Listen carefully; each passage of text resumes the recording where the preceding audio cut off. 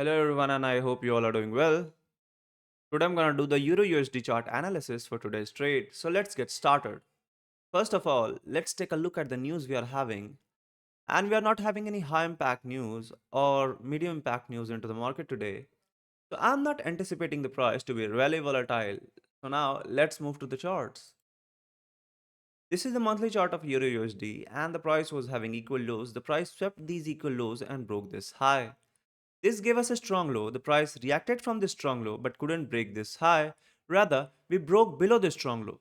This gave us a bearish bias since the strong low was broken.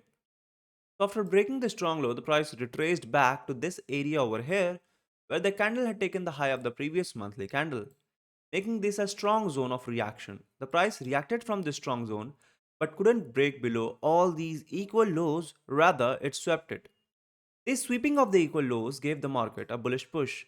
Currently, we are sweeping the highs and lows and we are within this range into the market. So the bias in monthly is still not clear. So let's move to the weeklies. Now this is the weekly chart and we can see that an order flow was being maintained by the market here, but it is still unmitigated and we are having equal highs over here.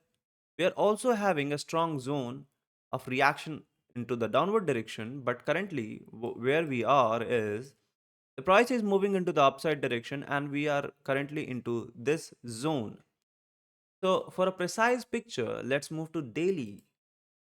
Now this is the daily chart and we can see that this is a strong high according to daily and the price had made a strong low since it was sweeping the lows and we are currently having equal highs right above this strong lows formation. So what I'm anticipating is the price is going to take this equal highs. So now let's move to the 4 hours for a detailed picture. Now this is a 4-hour chart and what do we have is that we are having this strong zone. Strong zone, I'll be moving into the dailies again.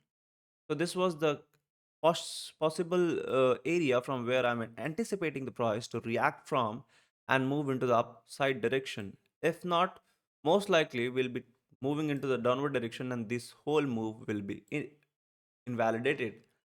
So let's move to the 4 hours again. So what do we have here is we are having a confluence of the higher time frames POI and it is also unmitigated. So if the price is going to reach this point, possibly we are going to see a reaction into the upside direction. So now let's move to the 1 hours. Now this is the 1 hour chart and we can see that this 4-hour sweep was happening. Let's move here. 4-hour sweep was happening over here. So most likely if we are going to close above this candle, our strong low will be established here. So let's move to the 1 hours again. Now this is the 1 hour chart. And what I'm anticipating that if we are going to close above the Asia, most likely we are going to continue the trend into the upside direction and take this equal high of the higher time frames. So let's move to the 30 minutes now. Now this is the 30-minute chart and we can see that this level is being respected by the market. So if we are going to close above the Asia, most likely we are going to take these equal highs. So this is pretty much it. Uh, Actually, no, but and if we are not going to take this high or going to sweep it, most likely we are going to continue our trend into the downward direction. So yeah, now this is pretty much it. Let's move to the next round, that is questions round. So the question for today is which candlestick pattern typically indicates a potential trend reversal from bearish to bullish in technical analysis? And why, of course. So the first option is shooting star, the second option is hanging man, and the third option is bullish engulfing candles. So write your answers into the comment, and I'll be giving a heart and liking the comment and also pinning the comment so that people will be able to understand that this is the right answer.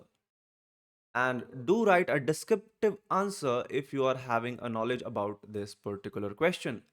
So this is pretty much it.